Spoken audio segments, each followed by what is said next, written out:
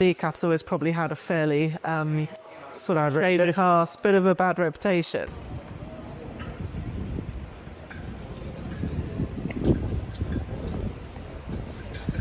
We're really excited to be with Maxwell today from Kelowna to be in collaboration with you as part of our Gather and Gather coffee projects. No, we're thrilled. It's amazing to be working together, and I can't wait to see it all come to life. Really excited to get the coffee out there and start telling these stories.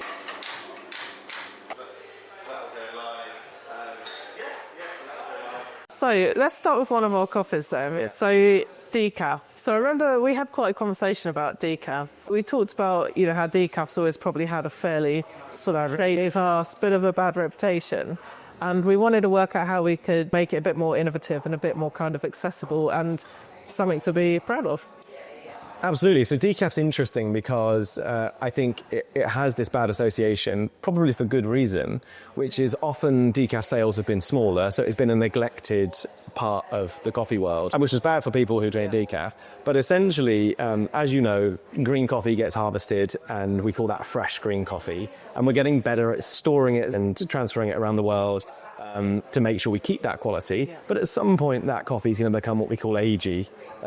We can extend it for a long time in a freezer, but if it's left too long, it doesn't taste as good. And often what happened historically is because decaffeination processes add a cost, often what would happen is some old coffee, which has lost value, would be like, okay, well, what do we do with this now? It doesn't taste very good anymore. And they would send it off to be decaffeinated. So you're starting at a lower base. Yeah. Your coffee's not as good already. And more than ever, I think, we're seeing that people do want to be cognizant of their daily caffeine intake. It's not about having none, but it's about being in control of it as well. And I think decaf's part of that story. Maybe you have a caffeinated coffee in the morning and then you have decaf in the afternoon. Yeah. So I think, being aware of caffeine consumption and trying to sort of manage it, each individual's different, is definitely something that there's a trend behind. And I think there's going to be more and more demand for great decaf in the future.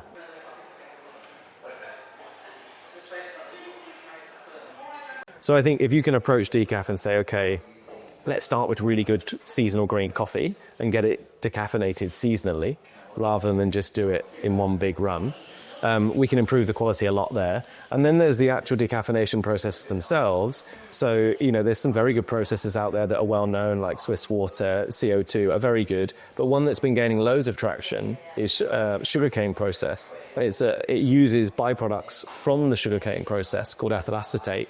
And I think you found it become very popular in specialty coffee because it just tastes really good. It preserves a lot of the flavour of the coffee. Because taking caffeine out of coffee is it's challenging, and it definitely affects the coffee. But I think sugarcane does that the least. I can taste the origin characteristics through the sugarcane process much, much more. So our approach to this project is saying, let's start with great green coffee. Yeah. Let's utilise the sugarcane process. But also, let's not tie ourselves in. Let's actually treat it seasonally. So this product will change depending on the season throughout the year.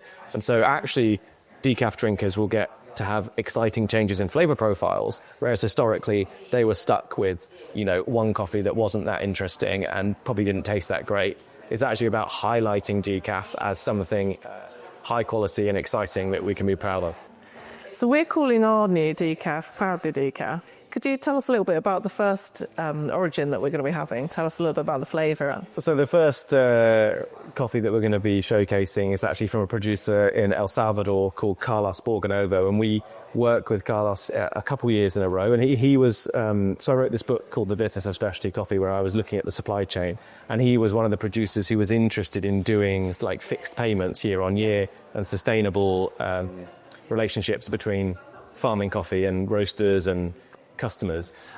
And so that's a coffee we've been working with for a few years that we've then gone and got decaffeinated. So we know the coffee really well. It's really balanced, has some nice red fruit notes. It's sort of a crowd please. Yeah. But it's a great washed coffee from El Salvador. And it's the same coffee that you would see elsewhere in our range. So that's the bit we're proud of, is saying, look, this is great coffee that we work with. This is the decaffeinated version of that coffee. Yeah.